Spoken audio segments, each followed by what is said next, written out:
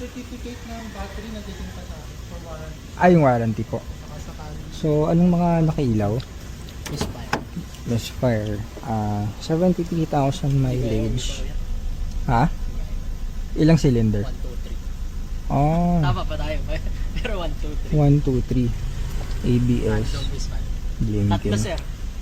1, 2, 3. O, tama tayo parehas. 1 tsaka 2. Kaso, Misfire. So, isa lang yung gumagana sa inyo sir. pakita mo guys. Pwede sir. Ano yan sir? Siguro yung kinabit na spark plug, baka Either hindi siya Ford or mga NGK, ganun. Ay! May pump motor din kuya. So guys, 2014 na Ford Fiesta, automatic transmission trend. First owner sila sir. Dami lang kotse. Na-park lang to dito sa labas. Madali yun to actually. So, wala yung unit, battery bago, mga reserve. Kaso misfire, kakapalit lang daw nila ng spark plug. Kaso baka fake. Ito yung ABS sir. Ito yung motor. So, sira mo sir. Buo. Ito yung buo. Baka nalobat siguro before. Ito yung misfire. Misfire detected. Cylinder 1, cylinder 3, and cylinder 2. So, random. Ang ganda oh. Alaga yung unit. So, tingnan natin kung mauuwi. Kaya para siyang pumupugak. Yung tires, palit tayo ng tires. Yung sa harap bago, dalawa. Sa likod, palit tayo. Sa paint, napakaganda. Alaga yung unit. Dati nasa loob din nakapark to. Kasi nagkaroon din sila ng bagong cool ray. Kaya, inano nila ito, dito na sa labas nakapark.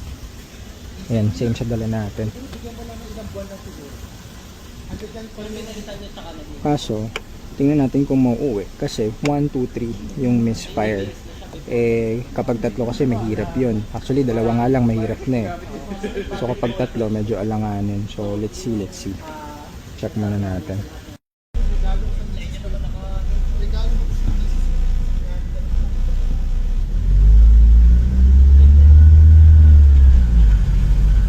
Okay, so test drive tayo ng unit guys. Kita nyo dami nakailaw. Pero pag in-scan nyo sa OBD,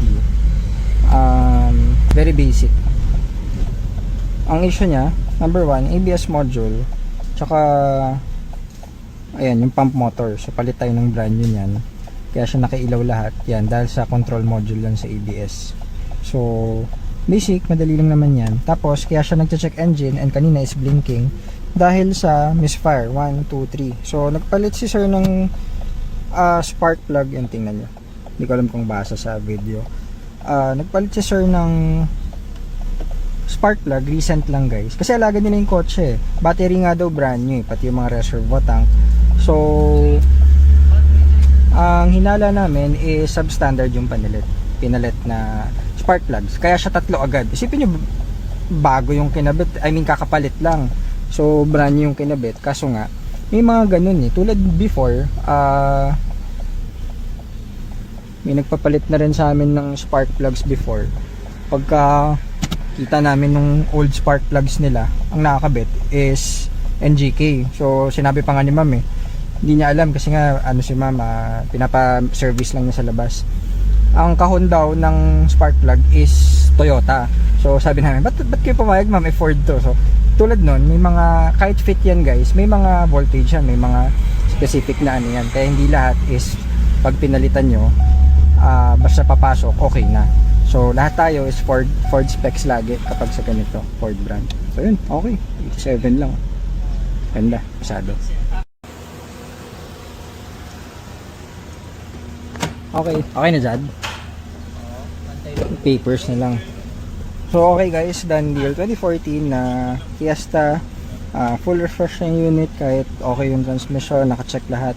Nakailaw lang sa kanya is ABS and ito, misfire. Taas lang din yung temp. Sir, ito kunin ko lang. Fresh naman, ganda.